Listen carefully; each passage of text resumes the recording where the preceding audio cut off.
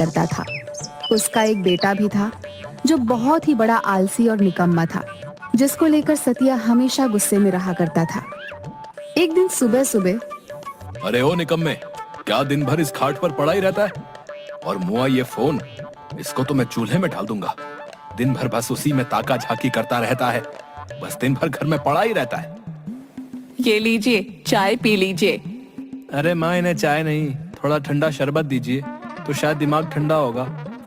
माँ हंसी दबाती हैं।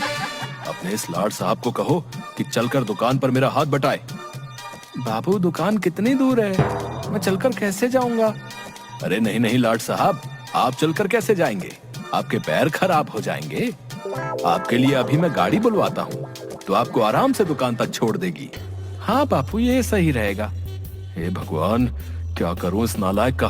चुपचाप चल अब, वरना तेरा फोन उठा के बाहर फेंक दूंगा, पहले ही बता रहा हूँ। इसके बाद दोनों दुकान पहुंचते हैं। अब बैठा क्या है, खड़े हो जा और हाथ बटा मेरा काम में। कोई भी पकौड़े लेने आए तो देना उन्हें, मैं आता हूँ तब तक। ले लो भाई, ले लो, गर्मा गर्म पकौड़े ले लो। मूंग दाल पकौड़ा, पालक पकौड़ा, सेब भुजिया, गोभी पकौड़ा, ब्रेड पकौड़ा, आओ आओ और स्वादिष्ट पकौड़े खाओ। कुछ ही देर में वहाँ पर बहुत सारे लोग आ जाते हैं। हाँ भाई, मूंग दाल पकौड़ा देना। भाई सेब भुजिया। भाई पालक पकौड़े बांट देना। कुछ ही देर में अच्छी खासी बिक्री हो जाती है। मैंने इतनी बिक्री करवा दी, पर पिताजी फिर भी मुझे ही निकम्मा कहते हैं। तभी सतिया आ जाता है। बताओ कितने की बिक्री हुई? विजय उसे सारे पैसे दे देता है। अरे वाह, इतने की बिक्री? तूने कोई झोल तो नहीं किया ना? अरे नहीं नहीं पिताजी, मैंने कुछ नहीं किया। वो तो बस आप ही मुझे निकम्मा कहते हैं, वरना मैं आदमी बड़ा काम का हूँ। चुप कर बेवकूफ, कभी खुश नहीं होते खड़ूस कहीं के। पता नहीं, शायद भगवान चेहरे पर हंसी देना ही भूल गए। मैंने तो कभी हंसते हुए नहीं देखा इन्हें। मैं भी दिखा दूंगा कि मैं क्या क्या कर सकता हूँ। तू कुछ भी करना, पर बस मेरा नाम मत डुबो देना। की बात भी सुन सकते हैं क्या? मैं दिखा दूंगा इन्हें कि मैं भी बहुत अच्छे पकौड़े बना सकता हूँ। आंखें बंद करके भी पकौड़े बना सकता हूँ। फिर विजय बिना देखे ही पकोड़े के घोल में मसाले डालना शुरू करता है। ये है विजय के पकौड़े, ओहो ओहो, ये है छन के पकौड़े। कुछ देर के बाद एक आदमी आता है। भाई पकौड़े देना। हाँ हाँ भाई, मेरे स्पेशल वाले पकौड़े खाओ और बताओ कैसे बने। अरे वाह विजय भैया, इतने स्वादिष्ट पकौड़े।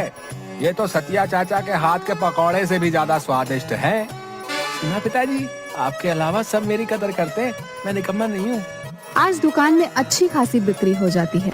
दोनों घर पहुंचते हैं। अगले दिन फिर सतिया विजय को दुकान लेकर जाता है। विजय, जाओ और जाकर कल से भी ज्यादा स्वादिष्ट पकौड़े बनाना। अब तो मानते हो ना कि मैं आपसे भी अच्छे पकौड़े बनाता हूँ। तभी वहाँ पर एक अत्यंत ही मोटा आदमी आ जाता है। अरे पिताजी, इसे देखकर लग रहा था कि ये खाने का तो बहुत शौकीन है, पर जाने कितने दिनों से उसे खाना नसीब नहीं हुआ। भाई आज तो मैं बहुत ही खाऊंगा, बहुत दिनों से स्वादिष्ट खाना नहीं खाया। क्यों भाई, भाभी ने खाना देने से मना कर दिया क्या है?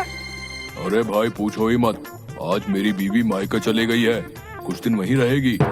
वो कहती है मैं मोटा हो गया हूँ, तो मुझे बस घास फूस ही खिलाती रहती है।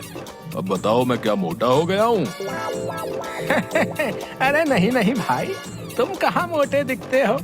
वो तो हर पत्नी को अपनी पति में कुछ ना कुछ बुराई दिखती ही रहती है?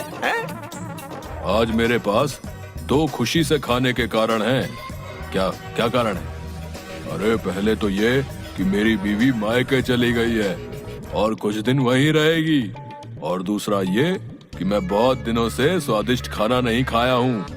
तुम सब तो जानते ही हो कि मैं खाने का कितना शौकीन हूँ। वहाँ बैठे सब हंसने लगते हैं। अरे विजय, जल्दी से कुछ ना कुछ खाने के लिए लेकर आओ। हाँ हाँ काका, आपके लिए मैं अपने हाथों से कुछ बनाकर लेकर आऊंगा। अरे विजय, जल्दी लेकर आना और थोड़ा ज्यादा बनाना। अरे भाई, जब तक तुम ये खाओ। अरे बाप रे, यहाँ तो इतने सारे मसाले हैं, इनमें से कौन सा मसाला डालना है और कौन सा नहीं, ये तो मुझे समझ ही नहीं आ रहा है। अब मैं क्या करूं? एक काम करता हूँ, मैं फिर आंख बंद करके पकौड़े बनाता हूँ। वैसे भी आंख खोलकर तो सभी बना लेते हैं, आंख बंद करके काम करना भी कला है। फिर से जो मसाला हाथ में आ गया वह डाल देता है और फिर जल्दी से पकौड़े उस मोटे आदमी को परोस देता है। वह उन पकौड़ों को खाकर कुर्सी से उठता है। विजय उसे देखकर डर जाता है। हे भगवान, पता नहीं पकौड़े कैसे बने होंगे, कहीं बेस्वाद तो नहीं हो गए। प्रभु रक्षा करना, नहीं तो एक तरफ ये मोटा और दूसरी तरफ मेरा हिटलर बाप, दोनों मेरी चटनी बनाकर पकौड़े के साथ मुझे खाएंगे। अरे वाह, तुमने क्या स्वादिष्ट पकोड़े बनाए हैं। इतने स्वादिष्ट पकोड़े तो मैंने कभी नहीं खाए। अभी तो मैंने कुछ खाया ही नहीं। लाओ लाओ और लाओ। जा और लेकर आ। आज फिर से अच्छी कमाई हो जाती है।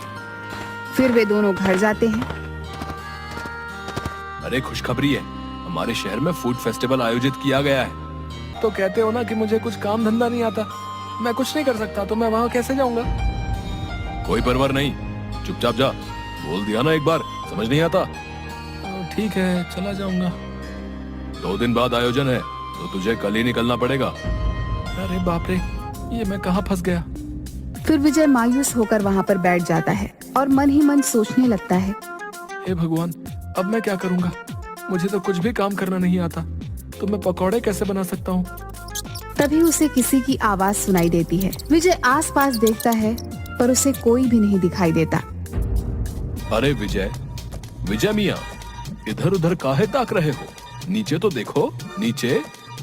विजय किसी अजीब से दिखने वाली प्राणी को देखता है। ये कौन सा प्राणी है?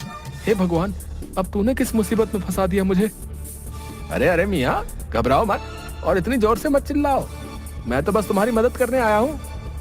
अरे गजब है भाई, मान न मान मैं तेरा मेहमान। कौन हो तुम और मेरी मदद क्यों करना चाहते हो? अरे भाई, मुझे पता है कि तुम उस फूड फेस्टिवल के लिए परेशान हो। हाँ, पर उससे तुम्हें क्या? वो मेरी परेशानी है। हाँ, पर मैं तुम्हारी मदद कर सकता हूँ मियाँ। अच्छा, तुम और मेरी मदद? हाँ, और नहीं तो क्या, मैं फूड फेस्टिवल के लिए खाना बनाने में तुम्हारी मदद कर सकता हूँ। अच्छा, कैसे? अरे मियाँ, अभी बताया ना कि मैं खाना बना सकता हूँ। ओहो, तो अब ये चूहे के जैसा दिखने वाला आदमी, अरे नहीं नहीं, तुम्हें क्या कहूँ मैं, तुम तो आदमी ही नहीं हो, अजीब प्राणी।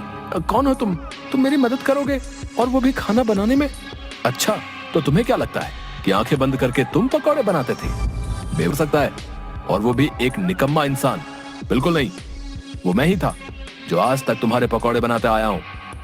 अच्छा, तुम थे? जी हाँ भाई साहब, वो मेरा ही कमाल था। मतलब मैं जब आंखें बंद करता था तुम ही मेरे पकौड़े में मसाले डालते थे और पकौड़े बना देते थे? हाँ मियाँ, मैं ही था। मैं तुम्हारी दुकान के पास से गुजर रहा था, मुझे बहुत ही अच्छी सुगंध ने वहीं रोक लिया, और जब मैं दुकान पर पहुंचा तब तुम्हें आंखें बंद करके